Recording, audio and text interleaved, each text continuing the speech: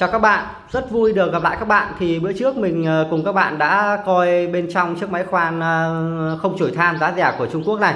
Cái nội thất của nó khá là ok. Hôm nay mình sẽ lắp pin vào để mình thử cho các bạn coi xem là cái máy khoan này nó có ổn áp như cái bộ lòng mề của nó không nha các bạn. Đó.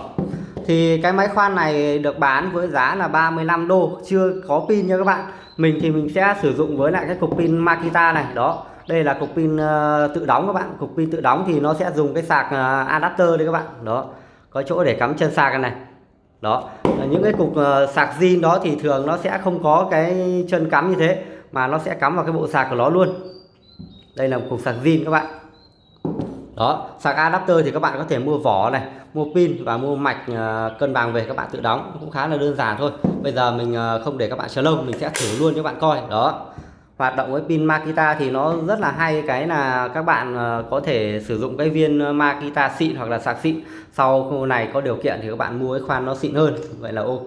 Cái phiên bản kèm một pin thì có giá là 65 đô, thì ở cuối clip mình sẽ để link cùng mã giảm giá nếu như có, cho các bạn có thể tham khảo nha. Bây giờ mình đang để ở chế độ khoan, mình sẽ bật thử cho bạn nghe tiếng kêu của máy nha. Đó, các bạn thấy rất là đã đúng không? Rất tốt. Và cái điểm đặc biệt là ở cái khoan này nó có chế độ phanh các bạn thấy không? Đó, khi các bạn nhả tay ra thì cái đầu này nó sẽ tự động dừng lại, tránh toét vít của các bạn.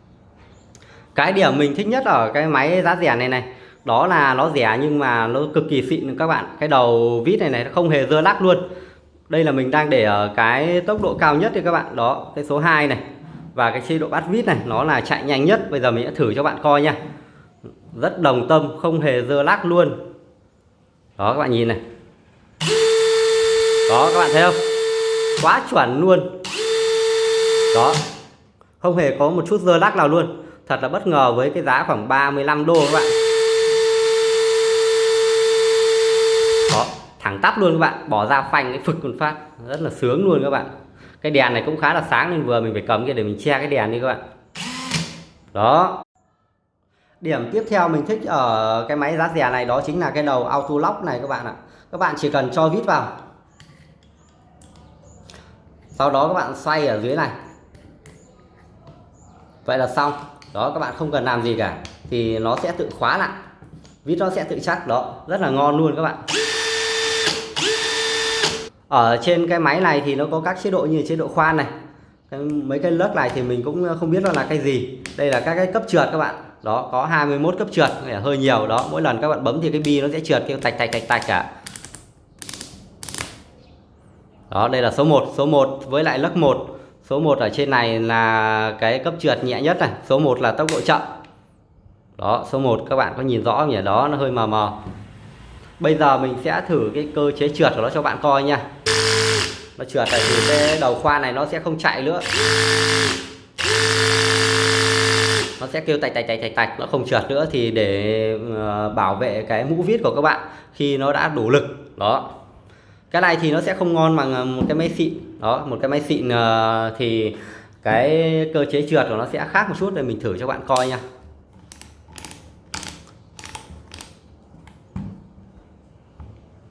Đây, bạn thấy không? Đó, cái máy này nó sẽ ngắt động cơ luôn các bạn. Đủ lực nó ngắt động cơ này. Đó, động cơ tự ngắt. Đó, nó chỉ khác nhau vài cái điểm thế thôi. Nghe thì nó vẻ êm hơn, nó không bị kêu tiếng tạch tạch tạch tạch này thôi. Chứ còn như thế này là đủ dùng rồi. Đó, nó chỉ là cái tiếng kêu đấy các bạn. Còn đâu cái hiệu suất làm việc thì nó cũng tương tự nhau. Bây giờ mình sẽ cùng các bạn đi test thử một số cái tính năng của máy này ở điều kiện thực tế nha các bạn, để coi xem là nó như thế nào.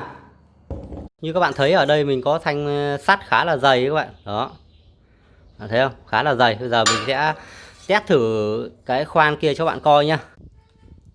Rồi, đầu tiên là mình sẽ thử với cái vít này nha các bạn. Đó, vít bắn tôn đấy các bạn.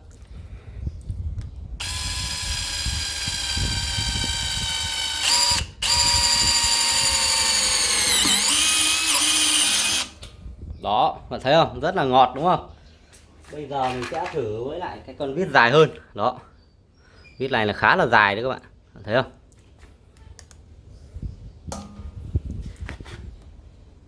Để lui ra đây một tí lại vướng vào nhau.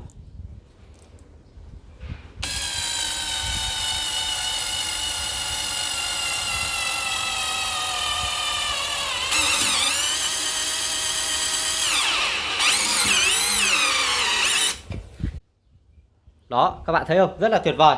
Thì với lại cái công việc gia đình đó thì mình nghĩ là cái này là quá ok luôn các bạn. Đó, các bạn thấy không? Xuyên luôn 2 lớp.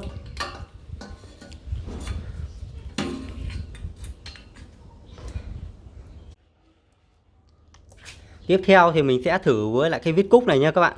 Đó, vít cúc dùng đầu bắn vít này, mình sẽ thử cho các bạn coi.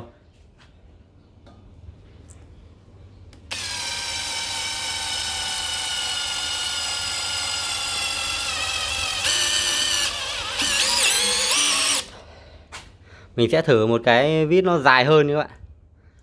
Đó, dài hơn này.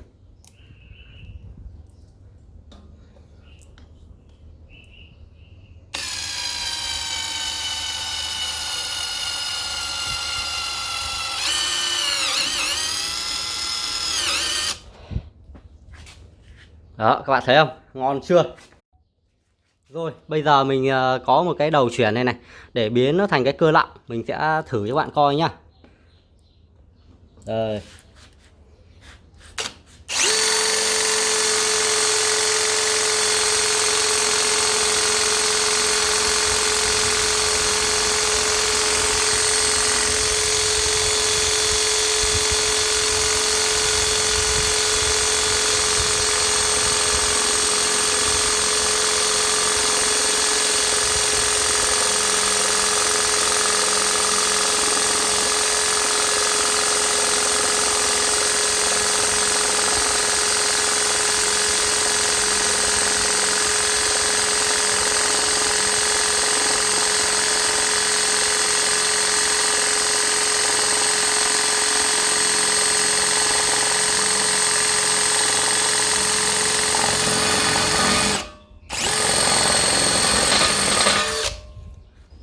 Đó, cắt rất là tuyệt vời các bạn. Rất ok. Bây giờ mình sẽ thử cái tính năng cắt tôn nhé, bằng cái đầu chuyển lúc trước mình cưa gỗ cho bạn coi.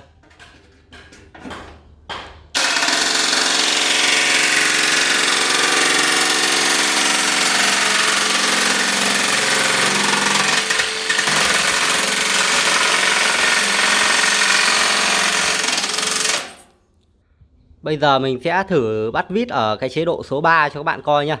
Đó, số 3 với cái vít ngắn ngắn như này là mình nghĩ là dư sức rồi. Đó, các bạn thấy không? Tới cái mức số 3 nó sẽ trượt rồi. Đó, ok luôn, không bị tuét đầu vít. Quá ngon. Đây, mình sẽ cho các bạn xem cái mũ vít. Đó, vừa khít luôn các bạn, rất là tuyệt vời. Bây giờ chúng ta sẽ thử một cái bài có sức mạnh lớn hơn nhé, đó là khoan tường. Máy thì không có cái chế độ khoan bê tông, nhưng mình sẽ chuyển qua chế độ bắt vít với lại cái mũi bê tông này. Nếu như các bạn cần kíp thì mình có thể sử dụng cái mũi nhỏ nhỏ, mũi 6 ni như thế này, khoan bê tông khá là ok. Bây giờ mình sẽ thử cho các bạn coi nha.